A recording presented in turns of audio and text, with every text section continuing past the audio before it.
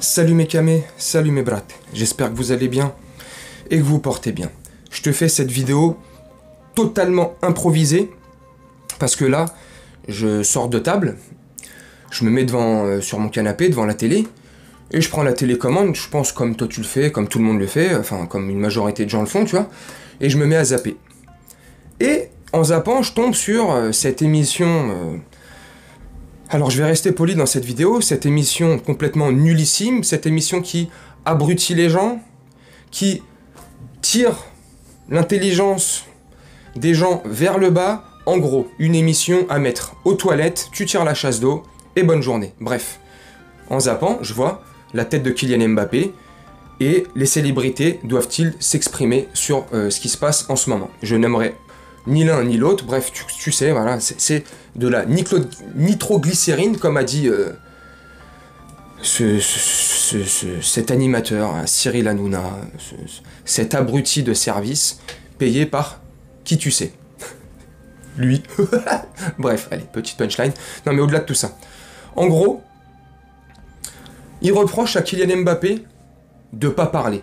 Il reproche en général aux célébrités de pas s'exprimer, mais là en l'occurrence ils avaient mis un petit accent sur Kylian Mbappé, parce que Kylian Mbappé est la star française, comme dit Franck Tapiro, parce que Mbappé c'est l'athlète le plus reconnu en France, le sportif le plus connu de France, c'est ce qui Mbappé représente la France à l'international. Oui, sportivement parlant, Kylian Mbappé, oui, à une certaine mesure, représente la forme. Oui, effectivement, bien sûr, oui, sportivement, ouais. Kylian Mbappé n'est pas ministre, Premier ministre ou président de la République. Attends, à part si j'ai loupé un passage, hein, un train où, tu sais, je suis complètement endormi depuis 22 ans. Non, tu vois, c'est pas le cas. Kylian Mbappé, c'est un joueur de foot, il joue au PSG. Bref, au-delà de tout ça. Ils comprennent pas pourquoi Kylian Mbappé ne réagit pas. Gélatine, oui. Parce que celle-là, elle est à géométrie variable. Géraldine Maillet. Et quand tu sais qui c'est son mari, tu comprends pourquoi ils sont à géométrie variable. Ils auraient dû être profs de maths plutôt que chroniqueurs à raconter des salades. Bref, Géraldine Maillet te sort dans le plus grand des calmes. Normal. Oui, mais il s'est pas gêné pour tweeter quand c'était Maël. Oui, mais il s'est pas gêné pour tweeter quand c'était Nana, quand c'était l'affaire Traoré, je sais pas quoi, et nanani nanana, bref. Mais là, vu que c'est un sujet sensible, là, il se mouille pas, là. T'as Franck Tapiro qui surenchérit derrière. En gros, hein. Et là, je pense pas qu'il vise Mbappé, mais il vise tous ceux qui ne s'expriment pas sur ce sujet-là. En gros, hein, si tu ne prends pas parti, si tu ne t'exprimes pas au moins en disant que tu es contre le terrorisme, ça, je pense que toute personne normalement constituée est contre le terrorisme. Hein. Ceux qui kiffent ça, qui sont fans de ça, vous avez un problème. Donc tu vois, bref. Tous ceux qui s'expriment pas là-dessus, en gros, ils sont complices. Mais ce qui va plus loin et ce qui m'a choqué, moi franchement, des propos comme ça me choque. Quand ça va dans un sens, ça va, mais quand ça aurait été dans l'autre sens, ça aurait fait un scandale. En gros, c'est parce qu'ils aiment pas les juifs. Normal. Des antisémites. Normal. Mais normal. Mais comment vous pouvez lâcher ça dans une émission en direct, normal, dans le plus grand des calmes, d'insinuer que des gens n'aiment pas des juifs, ou telle personne ou religion, d'insinuer que certaines personnes sont des antisémites parce qu'ils ne prennent pas position. Mais les gars, vous vous rendez compte? Kylian Mbappé, et là c'est pas pour le défendre, hein. J'essaie vraiment de rester neutre, hein. Même si c'est un joueur du PSG, t'as vu, même si c'est Kylian, tu vois. Mais il est suivi par des millions de personnes. Et comme je t'ai dit il y a une minute ou deux, c'est pas un homme politique, c'est pas son rôle à lui de s'exprimer. Alors là, et tu me diras, et à juste titre, oui, c'est vrai. Alors pourquoi? Et comme elle a souligné Gélatine Maillet, oui, c'est vrai. Pourquoi il s'est exprimé sur Maël, sur la mort d'un petit ange, enfin bref, je sais plus son tweet, sur d'autres machins, nana. Oui, voilà. C'est vrai qu'il aurait pu aussi s'abstenir sur ces sujets-là, et ça j'en avais parlé avec un collègue, je lui avais justement en plus sur Mbappé et sur l'affaire Naël. Quand t'es Kylian Mbappé, quand t'es suivi par des millions de personnes comme ça, il y a des sujets où il faut pas parler. Voilà, la politique, les religions, il y a certains trucs comme ça. De prendre position, c'est de se mettre dans la foudre, peu importe de quel côté, enfin peu importe. Tu vois, moi ce qui me choque dans tout ça, Tu me dis en commentaire. Dites-moi en commentaire, sincèrement, si vous, ça vous choque ou pas. Mais moi, ça me choque, que ça soit un côté ou l'autre. Qu'on mette comme ça les gens dos à dos. Qu'on insinue des choses comme ça parce qu'ils ne veulent pas prendre position, parti ou tout simplement s'exprimer. C'est grave de dire ça en direct, comme ça, devant, je sais pas c'est quoi qu'il doit faire comme audimat, peut-être 1 million, 2 millions de personnes, je sais pas. C'est grave. Moi, je trouve ça grave. De mettre Kylian Mbappé encore une fois dans une sauce, mais foutez-nous la paix. Alors là, le sujet, là, c'est pas le PSG, mais vous attaquez à Kylian Mbappé, donc un joueur du PSG. Foutez-nous la paix. Vous voulez quoi, en fait? Et ce que Franck Tapiro et tous ces gogoles autour de la table, enfin, tous ces chroniqueurs complètement asservis comme ça, Monsieur Hanouna, là, comme ça, là, tu sais, qui lui lèche tous les fesses comme ça. Ah, Hanouna, oh, t'es trop fort, ah, Hanouna, t'es trop beau, bref. Ils auraient aimé qu'il s'exprime au moins en disant on est contre le terrorisme. Bah ça va de soi. Enfin je sais pas, je suis gogol ou ça va de soi.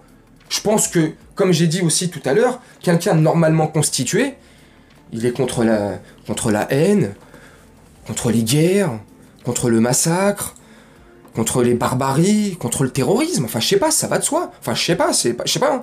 Comme je disais aussi, si t'aimes ça, consulte, hein. C'est grave. Donc à partir de ce point-là, on est tous d'accord.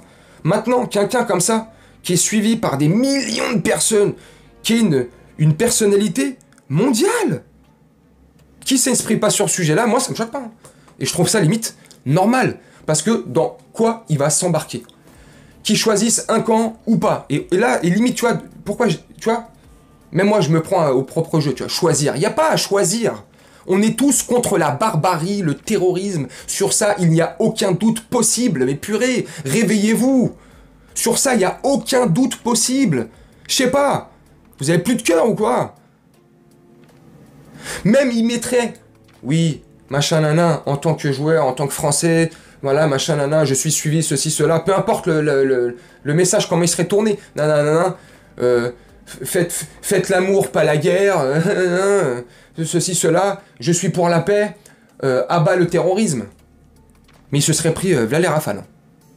Parce que lui, il n'est pas suivi... Enfin bref, tu vois, il n'est pas suivi par 10 000 personnes, par 100 000 personnes. Il est suivi par des millions et des millions et des millions. Bref, que ça soit lui ou d'autres, vous êtes débiles. TPMP, vous êtes une émission complètement débile. Vous rendez les gens qui sont fans de votre émission, qui la regardent tous les jours, complètement débile. Gilles Verdez est complètement débile et asservi à Hanouna. C'est la marionnette d'Hanouna. C'est incroyable. Moundir, apparemment, nouveau chroniqueur, lui aussi, mais vous êtes des fous. Ceux qui sont fans de cette émission, alors je peux comprendre, tous les goûts sont dans la nature, voilà, chacun ses goûts, chacun ses couleurs. Mais comment on peut être fan ou aimer cette émission, la regarder quotidiennement comme ça, sans se poser de questions, sans se dire, attends, mais elle a quoi comme but cette émission, à part nous rendre cons, ou tout simplement nous diviser encore plus, ce qu'on l'est déjà? Je trouve ça ouf. Bref, foutez la paix à Kylian Mbappé, laissez-le tranquille, il a raison de pas s'exprimer, ne t'exprime pas. Quand tu t'es exprimé sur Naël, t'as eu toute la branche.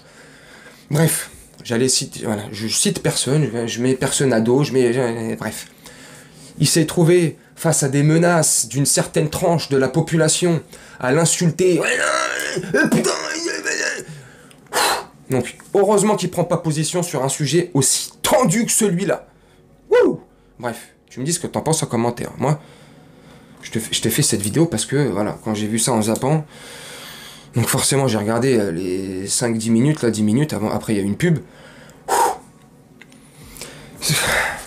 Et Enrico Macias, il appelle à dégommer physiquement des gens d'un certain parti politique, que je ne cautionne pas du tout ces partis politiques-là. Ces gens sont complètement cons, qu'on soit d'accord.